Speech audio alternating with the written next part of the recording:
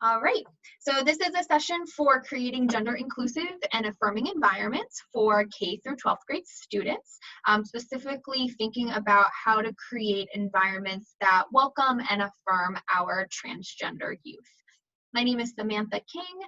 My pronouns are she, her, and hers, and I work at the Gender and Sexuality Development Clinic at the Children's Hospital of Philadelphia. At our clinic, we work with transgender youth and their families to really address what supports are needed to help a youth feel their best self. One of the things that we do is this type of education. So I go into schools. I've been working with the Philadelphia School District for about 6 years now, really just to think about how can we create these environments that are going to be supportive to all of our students. As means of housekeeping, please feel free to utilize the chat box for any questions that you have. I will try to address them as they pop up. I have it on the side so I can see. If I can't get to it right away, I'll definitely make sure I answer it at the end. If on the off chance we run out of time, I will save the chat so that I can make sure that your questions get answered via email. So we'll send out any answers to questions that we can't address during this 55 minutes. So please feel free to use the chat box with any questions that you have that come up. For our time together, we're going to talk about some language and terminology related to gender and sexuality. I also want to address at what points you might see gender emerge for your students, recognizing that we might all be coming from different areas of support for grade levels. So I try to address kind of K through 12th grade. What does this look like? What sort of supports are in place to meet the needs of our elementary students that might look different than our middle school and high school students? And then I really want to highlight what the best practice guidelines are. So I'll highlight the policy you all have in place, as well as things to think about or navigate with distance learning. So I definitely try to help address kind of all of these areas. Before we get started, I do have some polls that I'm going to have pop up as we go through. So the first poll, I just want to know for folks who are joining in, how much do you know about this population? So how much do you know when it comes to working with transgender youth?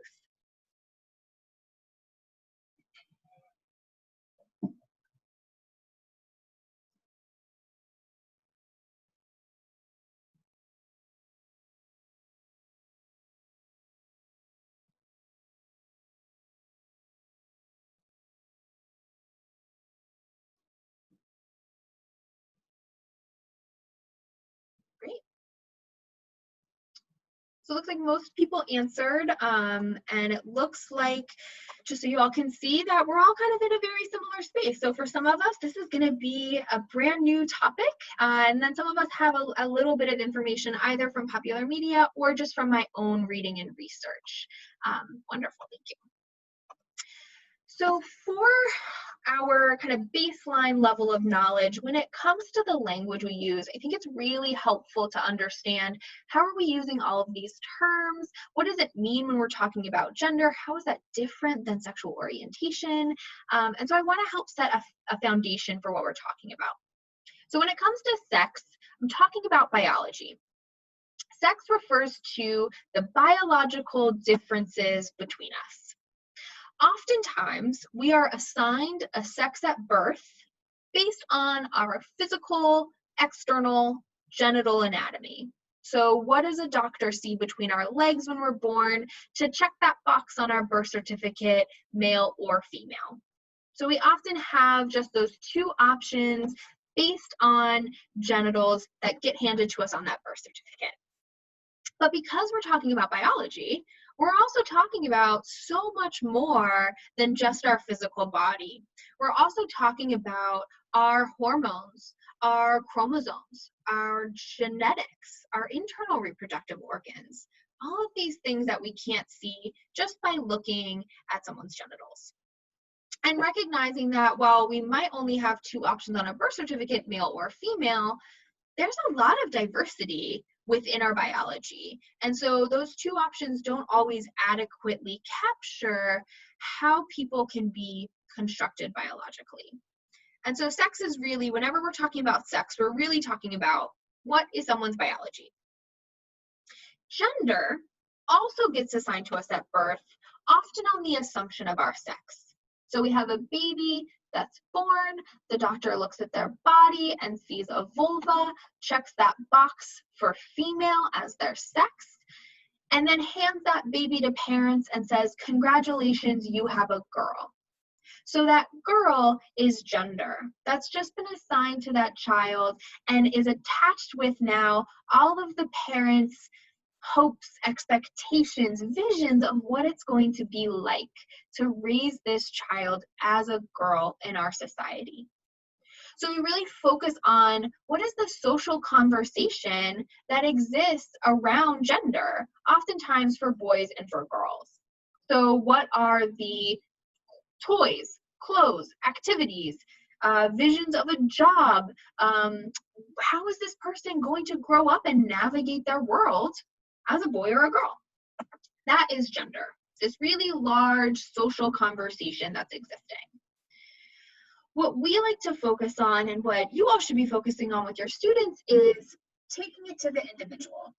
So really focusing on gender identity. So gender identity is, how does an individual understand their gender?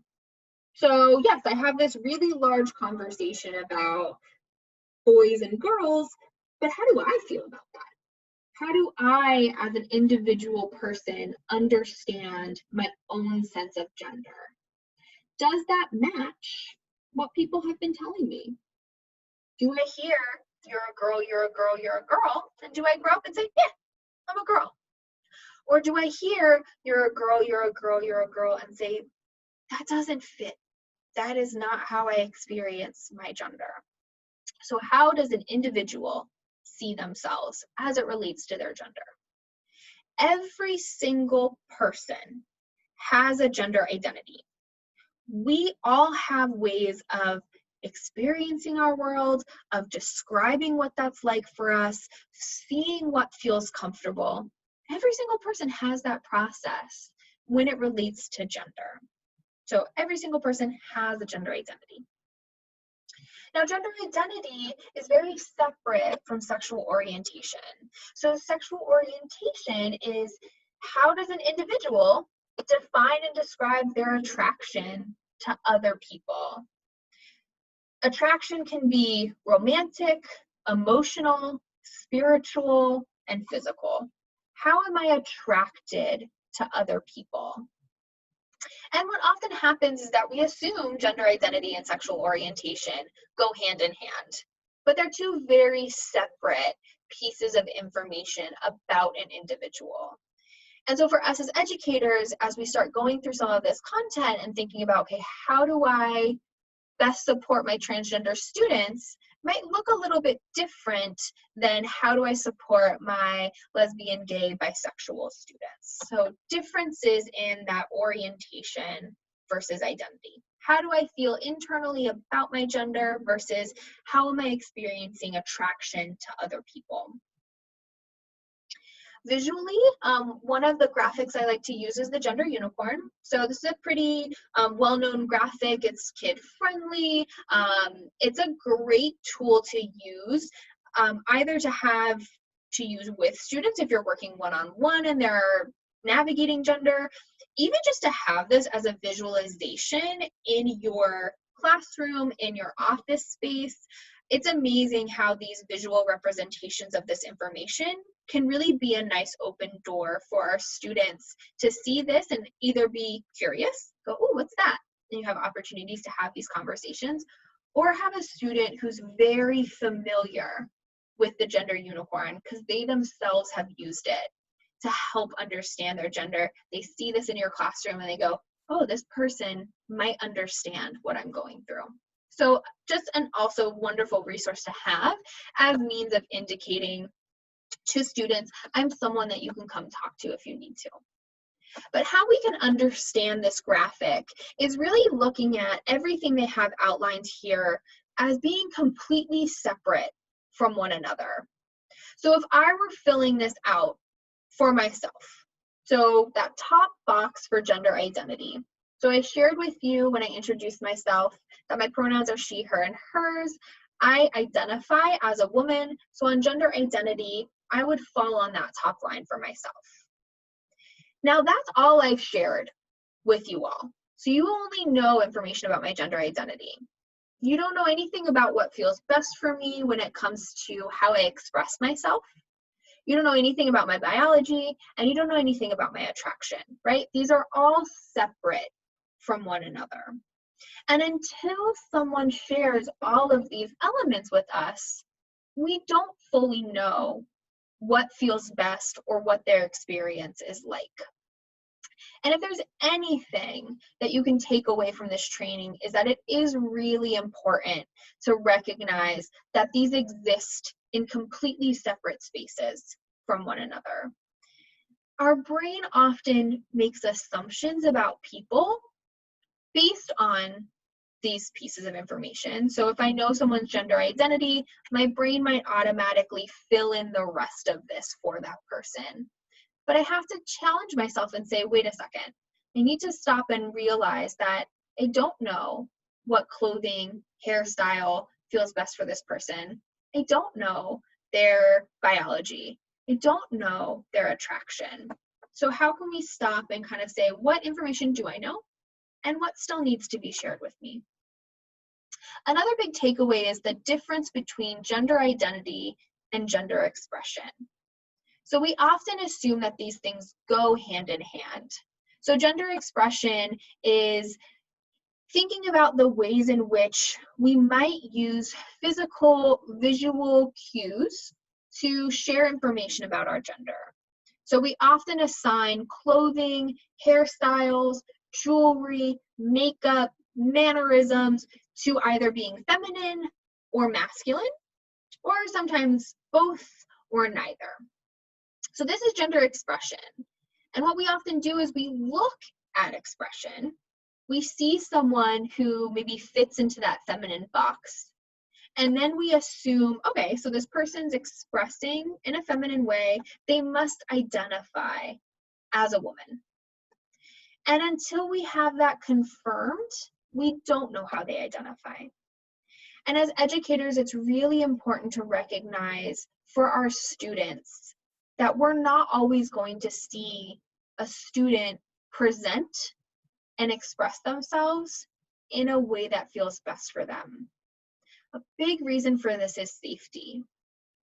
If I myself identify as a woman, is it safe for me to also express myself in a feminine way?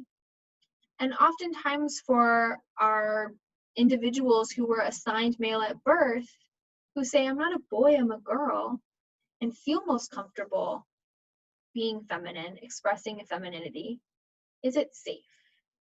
And a lot of students and youth will say it's not safe. It's not safe at home, it's not safe in my neighborhood, it's not safe at school, or it's not safe in a community environment. All these different spaces I'm navigating. Safety is a big reason why, as educators, we're not always going to see students present in a way that feels the most comfortable. So I don't want to make assumptions because I don't know if how you're presenting feels best. Also, expression is really, we can see really how this is influenced by society, right? What clothing is acceptable for girls to wear, for boys to wear? We've seen a lot of space given for femininity to expand. We haven't always seen the same expansion for masculinity. But again, how I express myself could just be this is functional, this is comfortable. It really has nothing to do with how I identify. So how can we use this to really look at all of the separation of information that I'm getting? Another way to conceptualize this is to really understand how our society sets up these conversations or sets up this assumption. So as a society, we love binary models. We love to give people two options for something. They're often presented as being opposites from one another. And we tell people, okay, you have to pick one or the other. And so for biology, when it comes to birth certificates, we often give two options. You can either be assigned male or assigned female at birth.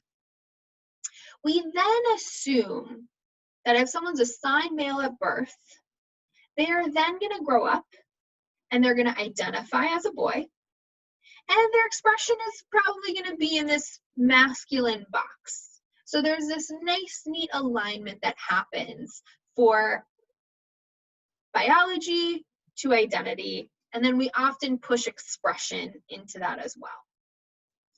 Now, for some individuals, this actually does feel the most comfortable when it comes to how I think about my own gender. And so a term that someone can use to say that their gender identity aligns with what was assigned to them at birth is cisgender. So that root CIS means on the same side of. So my gender identity is in alignment with what was assigned to me at birth. So if someone was assigned male at birth and grows up and says, I'm a boy, they would identify as a cisgender boy. Right? Nice, neat alignment. Now, what often happens where sexuality gets folded into this is then we assume that if someone is cisgender, that if you're a cisgender man, you're going to be attracted to women. If you're a cisgender woman, you're going to be attracted to men. So there's also this assumption of heterosexuality. In our society, we often assume that people are cisgender and that they're heterosexual until we're told otherwise. So these are kind of the two first assumptions our brain makes, oftentimes just by looking at someone. And so how can I slow down that process and say, what do I actually know? What is actually being shared to me by this student? Have they shared that they're cisgender? Do I know that their gender identity aligns with what assigned to them at birth? Or have they just shared with me that they're bisexual? Okay, so I might know a little bit about what that means, but I don't actually know the term they use for their identity. Again, two very separate pieces of information, and as educators, it's just helpful to try to slow down that process of understanding so that we don't make assumptions about our students. When it comes to additions of language, when we start thinking about what about the terms that people are using when they don't identify as cisgender, or when that binary, those two options, don't fit for their experience. And this is where we see an expansion of language, this evolution of terms that are starting to be shared by our students, by our colleagues, in the media, lots of different ways that people can use language to help communicate their experience around gender. So the first term is transgender. So transgender is an umbrella term to help refer to individuals whose gender identity, that core sense of self, does not align with what was assigned to them at birth. So an individual who had that box checked male for their birth certificate was told they're a boy growing up and says, nope, that does not fit for me. I am not a boy. That would fall under this transgender umbrella. So how I'm identifying is not aligning with what was assigned to me at birth. Just a note about language, sometimes people will add an ED to the end of transgender. And I just like to point this out because we actually don't need to add those two letters. One, it makes the term grammatically incorrect, and it can also end up pushing away people in the community who might see maybe a flyer that you're trying to put a support group together for transgender students. If we add that ED for people in the community, they might not know that we're actually supportive because we're not using the correct language to refer to them. So just like we use language to be affirming around orientation, same thing for gender identity. So we would never say that someone is gay or lesbian, right? So same thing with transgender. It's more affirming, supportive, reflective way to help talk about and identify our gender. Transgender. Now, for folks who have experiences of gender being more fluid, of saying, okay, so I was told I was a boy at birth, but I know I'm not a boy, but I also am not a girl. So that binary doesn't fit for my experience. this is where we see this expansion of language. This is where you might hear students use terms that you've never heard before. You might hear colleagues use terms you've never heard before. In my line of work, I learn a new term every single week because of how much this language is developing, of how much people are starting to really reflect about their gender and share, this term fits better for me than this one. This is how I'm defining my gender. It's different than this. So oftentimes terms like gender expansive, gender variant, gender non-binary, gender non-conforming, gender creative, all of this is indicating that for an individual, gender is just more fluid. It doesn't fit into the restrictions of that gender binary. And I'll repeat this throughout, but one of the best ways to connect with individuals who are sharing with you a term that feels best is to just ask them what that means for them. So if you have a student come to you and share that they identify as gender expansive, we can say, thank you for sharing that with me. You know, I've actually never heard that term before. Would you mind defining that for me? Would you mind sharing more about that? This way you also get to hear this individual's own personal experience, their own personal way of identifying. When it comes to gender, we also want to include pronouns into this conversation. So pronouns are helpful ways that we can refer to ourselves as it relates to our gender identity. So when I introduced myself, and even in my name listed in Zoom, I have my name and I also have my pronouns indicated. So my pronouns are she and her. This is just how this would feel the most affirming for me if you were to ever talk about me in any other context, always using she and her, because that reflects how I identify. So what pronouns feel best for us to use? And then how can we check in about what pronouns feel best for our students, for our friends, for the families we're working with? Lots of different ways that we can ask about pronouns, that we can indicate pronouns. So you might see some colleagues or you might self have your pronouns listed in your email signature. So especially in distance learning, where we're not always environments where we can interact face-to-face, listing our pronouns is a really great way to give some information about the affirming language to another individual who we might not ever meet face-to-face. Listed here are the pronouns they and theirs. So they, them, and theirs is a more common pronoun option that people use as their singular pronoun that's more gender neutral. There are a lot of pronoun options that indicate gender neutrality. They, them, and theirs is just the most common being used right now. So it's the one you're most likely to encounter when talking about pronouns or having someone share their pronouns with you. So how we use this as a singular, if I had introduced myself and shared that my pronouns were they, them, and theirs, when you leave this session, if you were to talk about the session, you would say, I attended the session on creating gender inclusive classrooms hosted by Sam. Sam works at the Gender Clinic. They help support transgender students in their work. They work at CHOP. So we're just replacing where we'd have a she or he, we just replace it with they. So just using that as a gender neutral option. Now, if we take all of this and we put it into a visualization that moves away from that binary that I had on the slide before, we get a lot more options, right? We get a huge expansion of how people can identify. Because there is a lot going on here with all of the arrows, I want to highlight what your takeaway should be. So first, most obvious takeaway is we've created a middle space, right? We've acknowledged that for some folks that binary fits, but for some it doesn't. And so having another option allows us to acknowledge that more identities, more attractions exist than just one or the other. The other takeaway on that top line for biology, we've added intersex. So intersex helps identify folks who don't fall into those categories, male or female, based on their biology. So variations in our chromosomes, in our physical anatomy, in our genetic anatomy, hormones, all of that can fall under intersex conditions. There's lots of variation within that as well.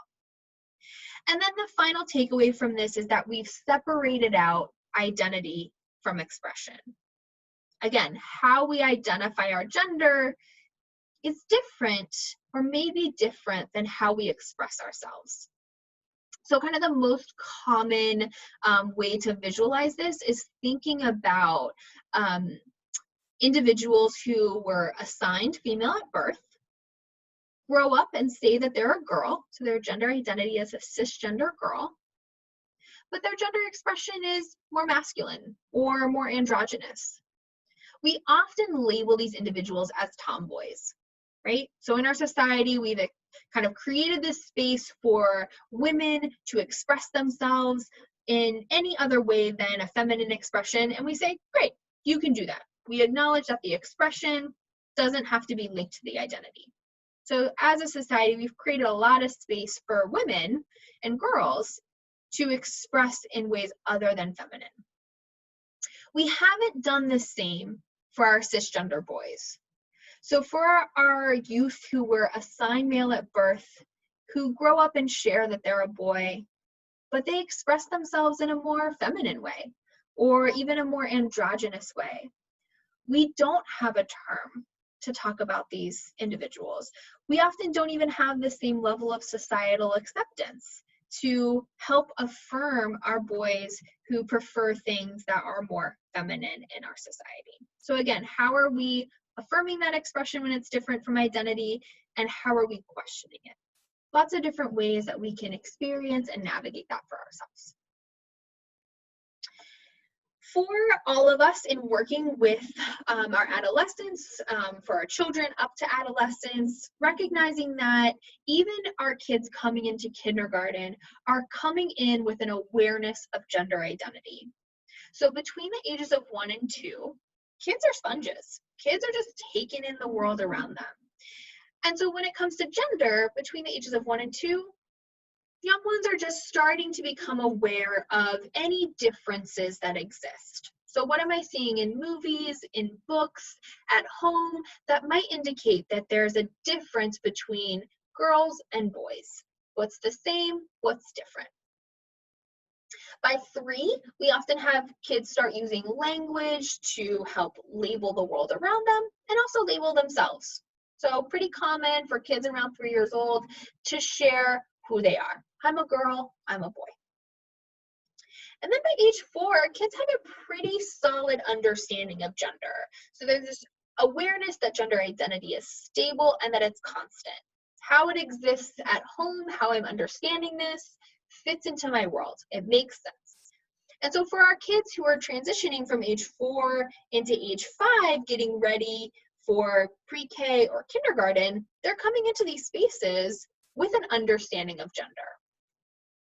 And so what this looks like for our youth who start talking about gender, who share with us information about what fits for their experience, we see this emerge at different points. There's not one time, there's not one specific way that trans people or non-binary people start sharing their gender. It can happen at any point in someone's development. But for us as educators, thinking about what are the most common times or common points of emergence. So for our children, for our young ones, pre-K to about 2nd or 3rd grade, oftentimes kids are pretty comfortable and open about their gender. This is really dependent on their environment though. If at home and at school, toys are just toys, clothes are just clothes, great. I'm not attaching gender to that. I'm free to explore, I'm free to express myself without really having to worry about it. But if the environments are different, if at home expression is supported, but at school it's more stringent, or vice versa, we might start to see kids become pretty distressed about what I can and can't do. And so for our younger ones who don't have the language skills yet to share to adults, this is really frustrating, or this really upsets me. Oftentimes we see kids start to show signs of distress in their body. So stomach aches, headaches, tantrums, breakdowns, all of these psychosomatic signs that something is going on to distress this individual. And it could be related to gender. For our mid-zone kids, so these are our kids 3rd to 5th grade, they have more language, they can start talking about, maybe use terminology to share about their gender. They might also be reflecting on their gender as they prepare for puberty. So there might be more conversations that are happening at home or at school that's starting to talk about the body. This might be a time when a youth who maybe in an environment that was completely open and I never really had to think about gender, I'm now hearing about things that are going to happen to my body that are just not fitting with what would feel comfortable for me. So we have our kids who reflect on gender in this mid-zone range because they're just anticipating what might start changing. For adolescents who have already gone through puberty, maybe they had a really uncomfortable pubertal experience that led them to think about gender more, like be just more focused on that. Or maybe as I move into middle school and high school, I finally have access to more resources. I can go to a GSA. I can connect with peers who are having conversations about gender. I can have more lessons at school that give me information about gender. We also know for adolescents, this is a time where youth are just spending so much more energy thinking about who they are. It's this period of identity formation. I need to know who I am.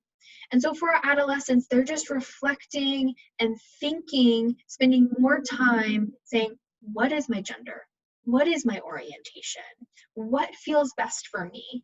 And so gender might start to emerge in this space where we didn't see it before because they're just spending more time thinking about it. For later in high school, we also might have youth who come out towards the end in their senior year because they're ready to close that chapter. I want to start a fresh new chapter. Be ready to end high school and start as my authentic self. So I might share this information later in my high school career. Also for our neurodiverse youth, so our youth who are on this spectrum, this awareness about gender often happens a little bit later in development for our neurodiverse youth. So this ability to understand the complexities about gender, the nuances with gender, often happen between the ages of 16 and 18 for our youth who are on this spectrum. So just all these different points where we might be seeing gender start to arise for our students. So I want to now move into, why is this important? Why are we talking about this? How can we best support? I want to do another poll, and I want to hear from you all, how comfortable would you feel if a student came up to you and shared that they're transgender? Where would you feel comfortable or uncomfortable providing support?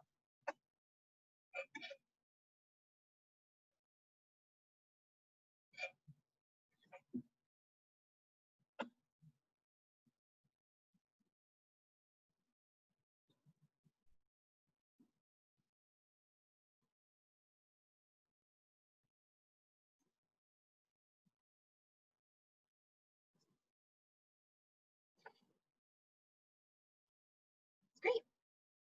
So actually it looks like most of you are in a space of feeling pretty comfortable. So either I know that I can create a safe environment in my classroom, but maybe I need to learn more about what's available administratively, or yeah, I absolutely feel like I can navigate this with a student. This is wonderful. So what I want to highlight then for you is just the resources to access. So why this is so important, how we can encourage maybe more of our colleagues to join us in this support is really highlighting how challenging it is for our students who identify as transgender and being able to feel like school is a safe and comfortable space. So 43% of trans students have reported that they fear for their physical safety while in school. Because of this safety, 63% completely conceal their identities. So again, going back to that beginning of, we're not always going to see a student express themselves in a way that feels best. And a lot of times it's because of that safety. 36% of trans students have seriously considered leaving their school and have ended up dropping out because of discrimination. And we know that when we look at adolescent rates of dropout in schools, we also see issues around physical health, mental health outcomes also being on a decline. So what are we doing to create environments that continue to remain safe and affirming so that we can make sure that our students are having the best access to all of the supports possible? When it comes to mental health, 72% of transgender students have reported that they felt sad or hopeless for more than 2 weeks. Any of us have a mental health background, we know that this is indicating that we're falling into a depression or might currently be in a depression. And then also because of all of this, 39% of transgender youth report that they have seriously considered suicide as a result of the lack of support. So what we need to be focusing on as educators is how do we make sure that our environments are welcoming, that they're affirming, that our students feel safe and comfortable in these spaces. So some of the impacts of support, what we can do has positive results. When we offer support, when we tell someone, thank you for sharing this with me. I see you, I hear you, I respect you. I use the name correctly. I use the pronouns correctly. I make sure that there's no bullying. Youth have access to the clothing that feels best for them. When all of that happens, trans youth have developmentally normative levels of depression compared to their cisgender peers, which makes sense, right? If cisgender students and kids are getting that same level of support, when we offer it to trans kids, we have the same results. And what is so important from this type of research is that we can understand and see that psychopathology is not inevitable for our trans kids. When we create environments that are affirming, we create better positive mental health outcomes for all of our students. And I think this is really important as educators that we recognize because there is so much that we can do to ensure the physical safety and mental health safety of our students. Our transgender students are not depressed because they're transgender. They're depressed because they're transgender, living and navigating environments that are not safe, that do not validate them, that tell them they are wrong. The depression is a result of the social environment. And so if I can create supportive social environments, I can have better outcomes for my students. Even when it comes to just using names and pronouns, we find really wonderful mental health outcomes for individuals as well. So when trans people report that their names and pronouns are used correctly in social spaces, they report that depression symptoms and suicidal ideation decreases by 30%, and self-harm behavior decreases by 56%. And this is just a name and a pronoun. This is something we can do right off the bat. What can I offer support-wise? When schools also have a GSA available, a Gay Straight Alliance, or a Gender Sexuality Alliance, students report a decrease in harassment. They are more likely to come to school because they have something to look forward to, or they know that they're going to have support, and they just overall feel like school is a safe, supportive environment for them. As educators in the Philadelphia School District, you have a specific policy to support all of the work that you can do for your transgender students. So policy 252 outlines all of the things that you can do that administration will back you up on when it comes to providing support for your transgender students. There were adjustments that were made specifically to help address distance learning. So how can we continue to be affirming even in a virtual space? So when it comes to name and pronouns, we do not require people to prove any sort of legal change with their name or their gender marker. If a student comes to us and says, I know on your paper you have my name listed as Matthew, but I use the name Samantha and she, her pronouns, that's it. Great. Thank you for sharing this with me. Can I ask who else is using this name for you? This is a great way as an educator you can see, is this public knowledge? Are you the first person? Does only family know and they want to start sharing this at school? Who's aware so that you can help support who can also use this name? We want to protect and affirm someone's name and pronoun in all spaces if that's what they want. So again, recognizing that I want to ask who's using this name for you. If only a few friends are using it, but they don't want all of their peers to know yet, I'm not going to share this publicly. I'll use it one-on-one, but not in the middle of class. Recognize that this can also change at any time. People can request an update on pronouns, can request a new name to be used, and that's totally fine. And this is completely supported in this virtual environment. So through Google Classroom and through Zoom, we can allow students to update their name and pronouns in those platforms, separate from the administrative side of things. So they don't have to go through the full process of either providing legal documentation or notifying the entire district to change everything. They can just have it reflected in their Google Classroom. The policy is extended across grade levels. So K through 12th grade, all of the policy supports apply regardless of the grade level that you're teaching. It looks a little bit different in execution in terms of the conversations that we have with students, conversations we have with parents, but all of the supports available and outlined can be done at any grade level. Great question. Some of these things are probably not going to come up when it comes to this virtual learning that we're doing, but also just to highlight, we can do some accommodations, and once we go back to in-person, just keeping these in mind. So when it comes to gender segregated activities, if there is any separation, students are allowed to join the group that aligns with their gender identity. Really though, this is only applying to bathrooms, locker rooms, and competitive sports teams. Those are the spaces where it's been hard and challenging to not separate based on gender. Any other grouping that we ask students to do, being able to make sure that we're not grouping based on gender. So when we're assigning kids to link up with their peers, participate in group activities, can we assign them to groups based on something other than gender?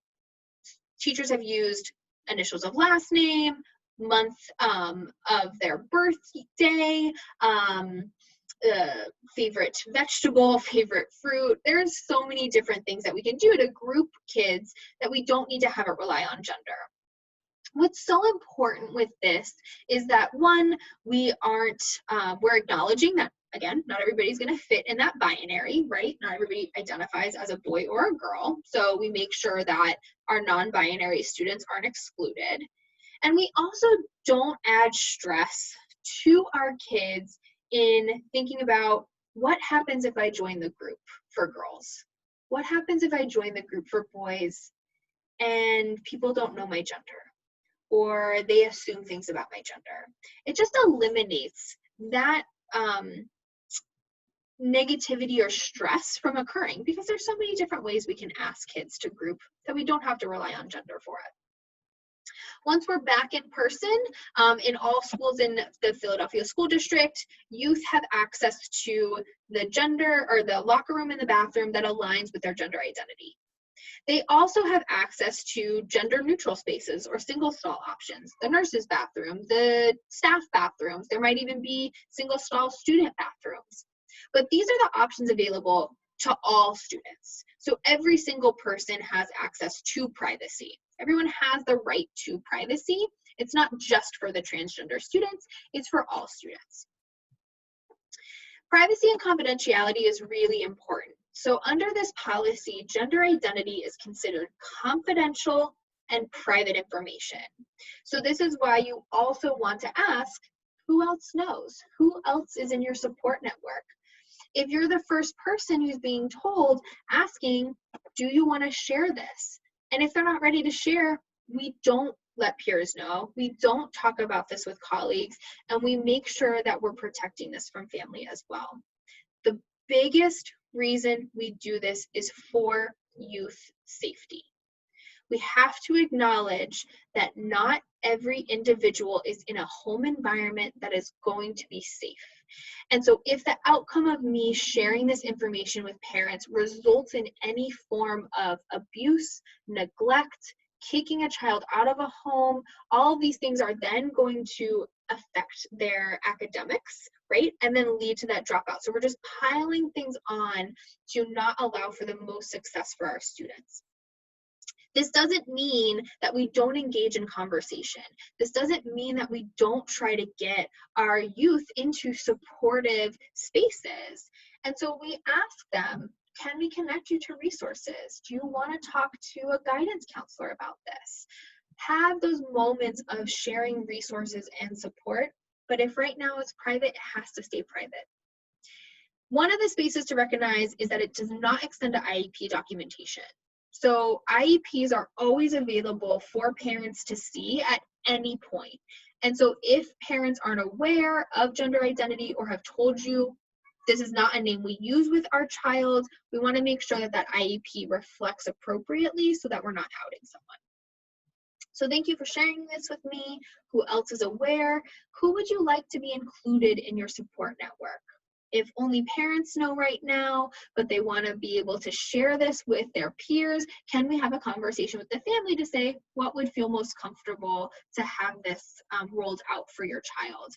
If only friends are aware, talking to the student, what would it be like to share this with your family? Do you need more support around that? Can I help connect you to resources? Specifically in our classrooms, again, when a student comes to us and shares this, honor that moment. Thank you for sharing that with me. Can you tell me what that means for you? Hear from them what their experience is like so that we don't make assumptions. And then how can I incorporate this into our work? How can I help support you? Great ways to collaborate with your students, with your families, to have the best possible outcome. At an elementary level, when we start talking about gender, when we're creating gender inclusive classrooms, what we're doing is really emphasizing and protecting the rights of all children to be themselves. We're sharing information about gender to help highlight how to be kind and how to be respectful. We use the name that feels best for people because that's the right thing to do. So even if you knew your friend is Matthew, now we're being told that it's Samantha. And so we're going to refer to this person as Samantha because that's what feels best. That's really all we're talking about. Elementary level, we don't have to have this PowerPoint conversation about gender identity, but how can we emphasize and protect the rights of everybody to be themselves? We don't make fun of people based on the clothing they wear. We don't say that only boys get to color with these crayons and girls have to use these. How can we just create environments that are completely open? At middle school and high school levels, even at the higher elementary levels, we can start to critically examine gender roles. Who says it has to be this way? Who made that rule? Does that always apply? Having historical figures and conversations to help show that trans people have always existed. LGBTQ people have been in major points of history. Can we help highlight that? Do we have access to clubs that help affirm gender and sexuality? And then how do we create health education to be gender inclusive? And so those resources that we can use, both from a distance learning perspective, as well as options to increase our own resources, is one, in an online space, how can we still identify that we're supportive? So recognizing that this is going to look a little different than when we were in person. As an educator, are there opportunities for me to visually list my pronouns? Like how I have in my Zoom information, you can see my pronouns listed visually. Can you do that?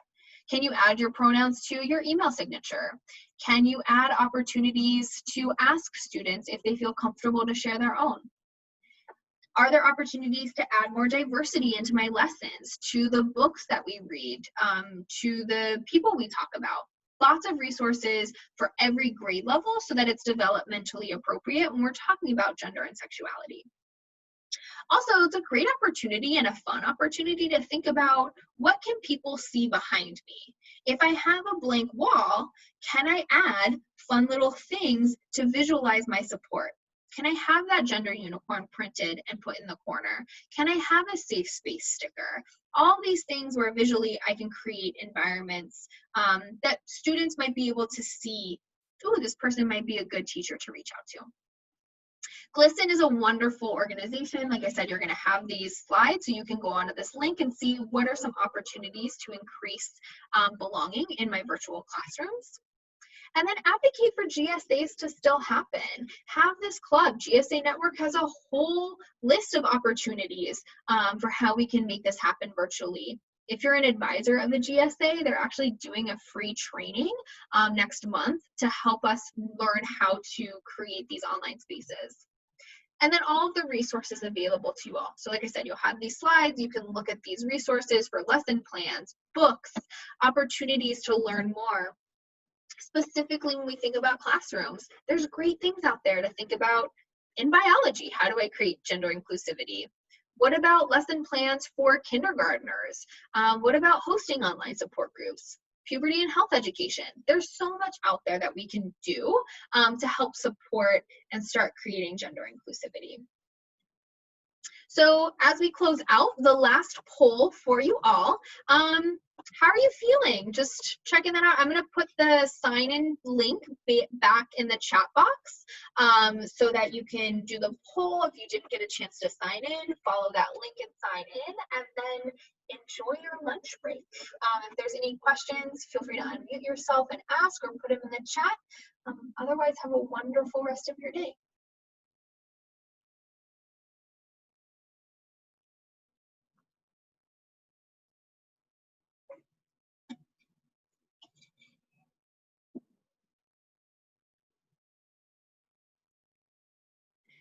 I am emailing, so I'm going to email the slides and resources to Nancy and Judith Peters so they can send them out to everybody who signed up. So you will absolutely get everything.